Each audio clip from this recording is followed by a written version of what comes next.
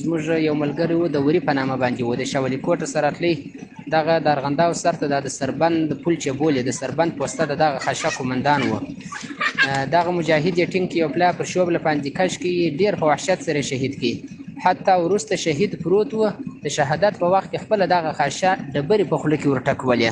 داسې وحشتونه یې هم کړي دي چې ټوله شواهد او ثبوتونه یې هم شته. نو موږ چې یا څه کړي دي یا مو نه دي کړي، هغه مو د الله پاک رضا دپاره کړي دي. هر څوک چې هر څه وایي، بل دا په یو شخصي تضاد او شخصي مشکل نه دي راپورته شوی. یو خو دا پوچ خبرې کولې چې هغه نه عالم ځینې خلاص و، نه طالب ځینې خلاص و، نه یو بل عام مسلمان ځینې خلاص و. حتی داسې خبرې کړي دي هغه علما او مجاهدین خو څه کوي، حتی د امیر المؤمنین شیخ صاحب مبارک په باره کې د داسې خبرې کړي دي، داسې کفري الفاظ استعمال کړي دي چې هغه قسم په لاکه سړی د هغه یا تصور کولی سي یا په خوله باندې ویلی سي. نن ورځ د فیسبوکي فعالان راسي یو رقم و بل رقم خبرې کوي. دا که چیرې یو عالم چا پورته کړی وای یا بېعزتي ور اړولې وای یا بل مشکل و تکلیف ورته جوړ کړی وای، هم به دی داسې لیکنې کولی، داسې خبرې بیا کولی. خو والله که یا هېڅ ویلي وای یا هېڅ ووایي، ځکه زر واره موږ ټول سره معلومېږي شهیدان سوي، د علماو بېعزتي سوي، هېچا هېڅ نه دي پسې ویلي، ټوله خاموشه دي.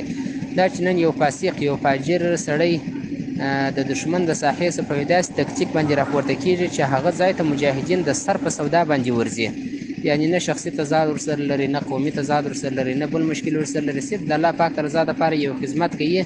بیا هغه ظالم د منځه وړي، مخلوق یې د شر څخه خلاصوي. د هغه په باره کې نن خلک راپورته کېږي، یو رقم و بل رقم خبرې کوي.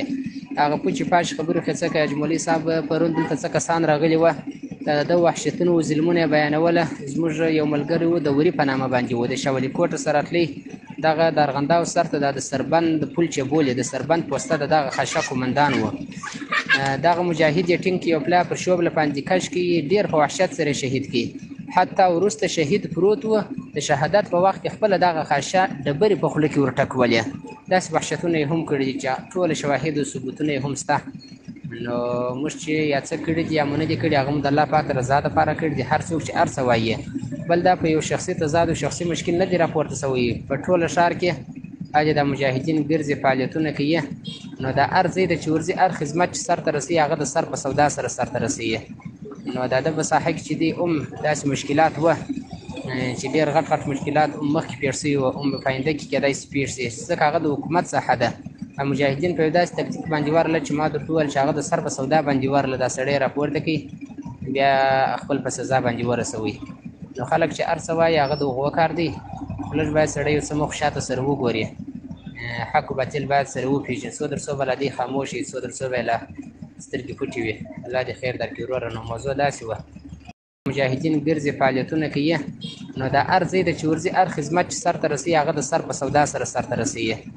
نو د ده په ساحه کې چې دی داسې مشکلات وه چې ډېر غټ غټ مشکلات مخکې پېښ سوي وه، په آینده کې کیدای سي پېښ سي، ځکه هغه د حکومت ساحه ده. مجاهدین په یو داسې تکتیک باندې ورله چې ما درته وویل چې هغه د سر په سودا باندې ورله، دا سړی راپورته کوي، بیا خپل په سزا باندې ورسوي. نو خلک چې هر څه وایي هغه د هغو کار دی. لږ باید سړی یو څه مخ شاته سره وګوري، حق و باطل باید سره وپېژني. څو در څو به لا دی خاموش وي، څو در څو به یې لا سترګې پټې وي. الله دې خیر درکړي وروره. نو موضوع داسې وه، الله مو حفاظت وکړه. دعا کوه. السلام علیکم.